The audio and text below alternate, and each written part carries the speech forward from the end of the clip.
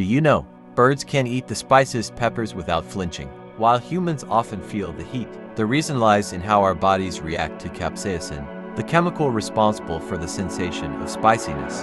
In humans and many mammals, capsaicin binds to pain receptors in the mouth, specifically the TRPV1 receptors, which are sensitive to heat and cause the burning sensation we associate with spicy food. Birds, however, lack these specific receptors, which means capsaicin doesn't affect them in the same way.